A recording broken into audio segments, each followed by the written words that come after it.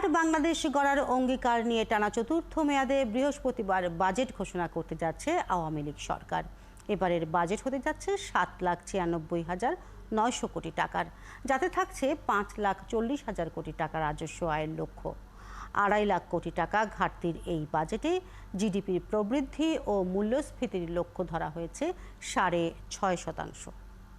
সুশান্ত সিনহার রিপোর্ট। বৈশ্বিক চ্যালেঞ্জ নয়, ত্রিমুখী অভ্যন্তরীণ সংকটের মধ্যেই আগামীকাল ৬ জুন বাজেট পেশ করতে যাচ্ছে টানা চতুর্থ মেয়াদে ক্ষমতায় থাকা আওয়ামী লীগ সরকার।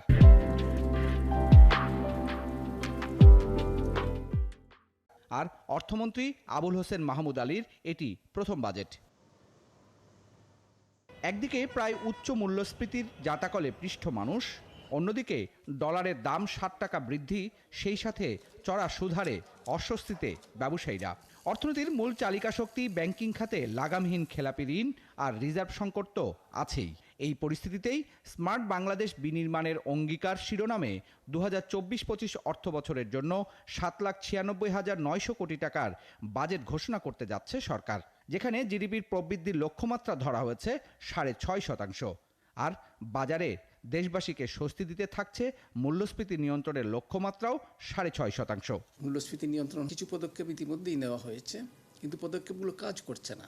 সুদের হার সেটা বাড়ানো হয়েছে, এটা মার্কিন যুক্তরাষ্ট্রে কাজ করেছে, যুক্তরাজ্যে কাজ করেছে, ভারতে কাজ করেছে, শ্রীলঙ্কায় কাজ করেছে, আমাদের এখানে কাজ করছে না।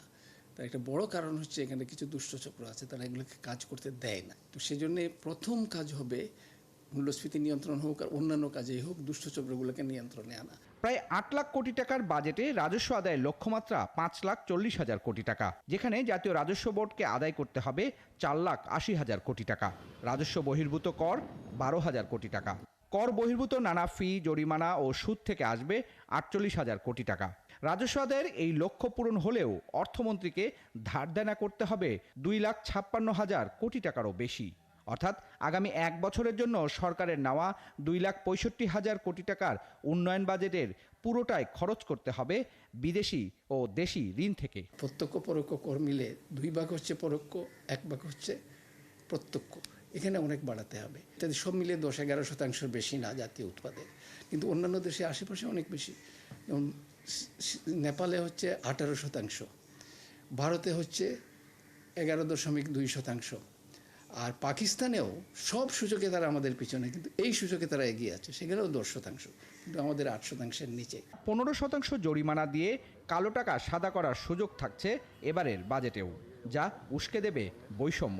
২০১০ সালে ছিল যিনি সহগ, যেটা দিয়ে আমরা বৈষম্য মাপি, আয় বৈষম্য ছিল ০.৪৫, ১৬তে হলো ০.৪৮, ২২-এ হয়েছে ০.৫০।